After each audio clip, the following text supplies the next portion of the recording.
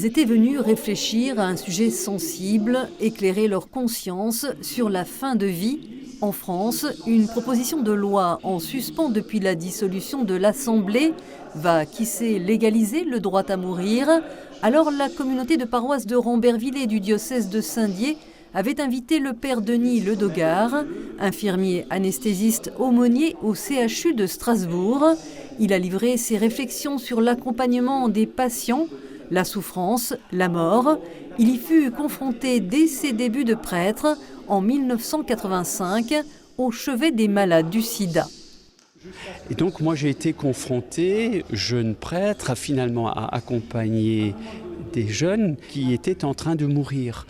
Donc il a fallu petit à petit que j'apprivoise la mort.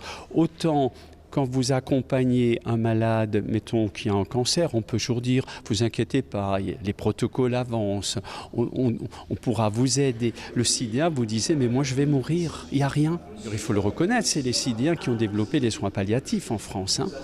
Parce que eux, et il faut reconnaître notamment la communauté homosexuelle, quand on leur disait mais il faut quitter l'hôpital le soir, vous ne pouvez pas rester. Ah mais moi je m'installe, c'est mon copain, il est hors de question que je parte. On a dû complètement revoir notre concept hospitalier. L'accompagnement des malades va progresser. Le prêtre infirmier va découvrir que l'hôpital est aussi un laboratoire de la fraternité.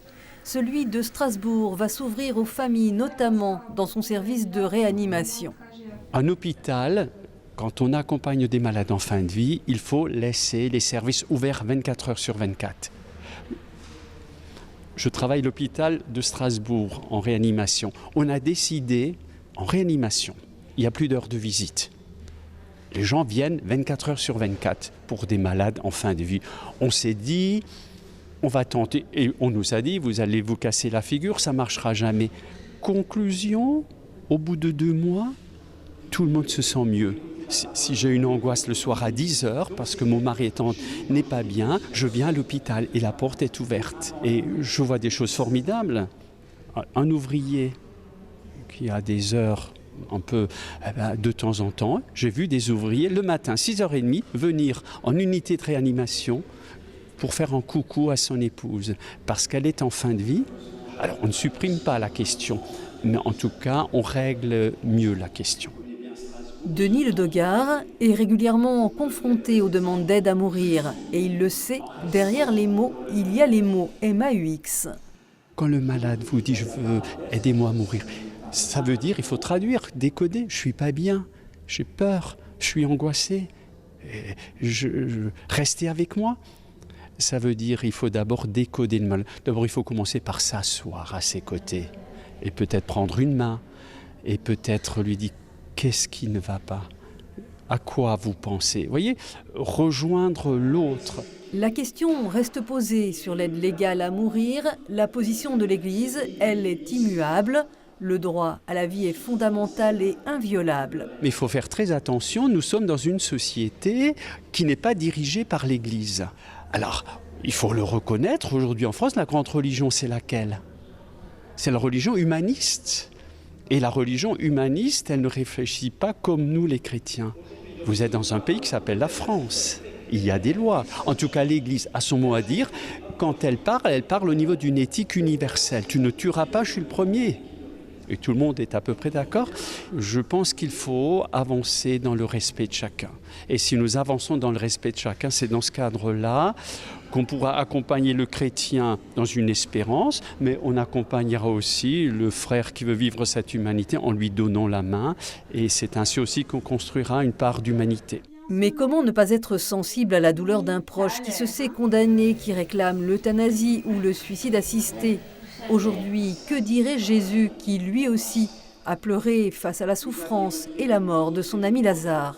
D'abord, je ne suis pas Jésus, mais c'est une excellente question. Et je suis très content que vous rappeliez, c'est le verset le plus court dans les évangiles, Jésus pleura. Alors ça me plaît.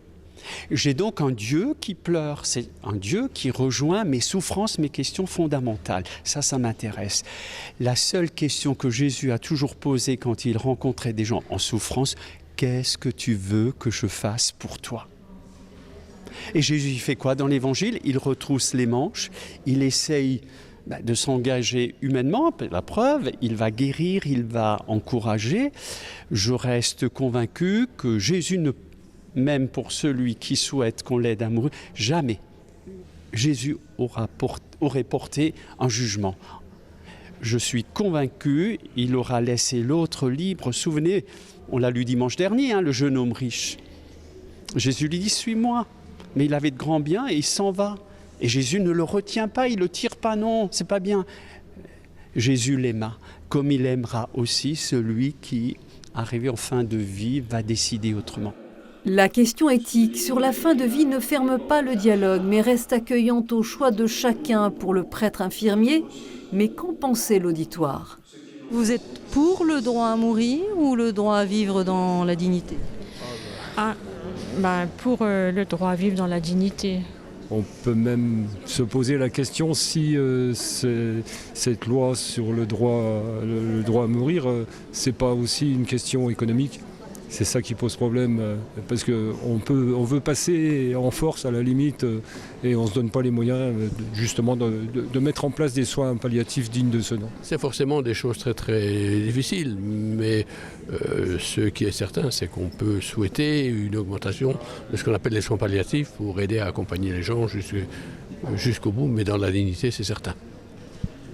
Le droit à mourir, l'euthanasie, le suicide assisté. Là, je suis beaucoup plus réticent. Y a-t-il nécessité de légiférer là-dessus? J'en suis pas, moi personnellement, en tant que chrétien, pas persuadé. Pour moi, personnellement, je pense qu'il y a un moment où la souffrance est trop grande et que on a le choix, on a le droit d'avoir le choix de soit vivre, soit mourir. Pour moi, c'est peut-être au cas par cas, quand une personne vraiment, et toute la famille, c'est aussi bien le patient que la famille, et c'est une décision qui a été prise avant. Mais de là à légaliser... Ce que je dis, c'est d'abord en premier lieu d'accompagner ces personnes à qui on propose cette fin de vie, parce qu'on a des surprises. Et accepter de les accompagner heure par heure presque, et de les accompagner dans leur détresse profonde, mais d'être là. Et la présence de ces personnes, de la famille, d'amis, a changé parfois vraiment la donne. Et certaines personnes ont renoncé à ce choix. Donc je me dis, il faut vraiment mettre tout notre possible pour que, même jusqu'à ces dernières minutes, ce soit une belle humanité qui puisse être victorieuse. Ça, je crois, pour découvrir aussi la personne du Christ, si possible. Je suis souvent appelé auprès de malades, de mourants, des gens qui sont à la fin.